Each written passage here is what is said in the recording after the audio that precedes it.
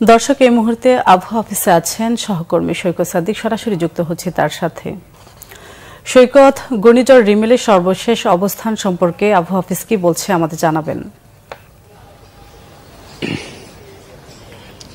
প্রবল যে ঘূর্ণিঝড় রিমাল, এটা নিয়ে কিন্তু আবহাওয়া অফিস বেশ তৎপর রয়েছে। এখন তার কি পরিস্থিতি, কোন দিক দিয়ে অগ্রসর হবে, বাংলাদেশ যখন অতিক্রম করবে এর ভয়াবহতা কিরকম হবে, সব নিয়ে কিন্তু আবহাওয়া অফিস তারা খোঁজ নিচ্ছে এবং সেটা কিন্তু জানাচ্ছে। তাদের নিজস্ব যে বুলেটিন, ঘন্টার বুলেটিন, সেটার মাধ্যমে জানাচ্ছেন। এবং বেলা 11টার কিছুক্ষণ আগে পরিচালক আজিজুর রহমান তিনি কিন্তু একটা আনুষ্ঠানিক ব্রিফ করেছেন এবং সেটার মাধ্যমে আপনার দর্শক, বাংলাদেশের দর্শকও যে জানলো যে আজকে সন্ধ্যা নাগাদ এটার অতিক্রম করবে বাংলাদেশ এবং মধ্যরাত কিন্তু এটা আঘাত হানবে।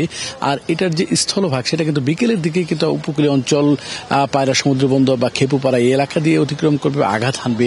এবং যেহেতু পায়রা ও মংলা সমুদ্র বন্দরকে 10 নম্বর বিপদ সংকেত দেখাতে বলা হয়েছে এবং কক্সবাজার চট্টগ্রামে 9 নম্বর বিপদ সংকেত, এবং এই যে উপকূলের যে 16টি জেলা রয়েছে, এই যখন এই রিমাল অতিক্রম করবে এই 16 জেলায় কিন্তু জলোচ্ছ্বাস, নিম্নাঞ্চল কিন্তু সেটা কিন্তু 8 থেকে 10 ফুট বেশি আরো কিন্তু উচ্চতা জলোচ্ছ্বাস সেখান থেকে প্রবাহিত হবে এবং ঝড় বৃষ্টির পরিমাণও কিন্তু বাড়বে। এখানকার যে মানুষ বা উপকূলীয় সব কিন্তু কার্যক্রম বন্ধ রাখাই হয়েছে এবং যখন এটা আঘাত আনবে, যেহেতু ঝড়ের পরিমাণ, বৃষ্টির পরিমাণ আরও বাড়বে, এলাকার কার্যক্রম বলছে 10 নম্বর বিপদ সংকেত দেখানো হয়েছে এবং সবাইকে নিরাপদ আশ্রয়ে যেতে বলা হয়েছে, যাতে কোনো ধরনের বড় ধরনের ক্ষতির থেকে সাধারণ মানুষের যাতে নিরাপদ আশ্রয়, যাতে সেই বিষয়গুলি কিন্তু আবহাওয়া অধিদপ্তর তারা ঘন্টার পর ঘন্টার যে ঘন্টা বুলেটিন সেগুলো তারা কিন্তু জানাচ্ছে।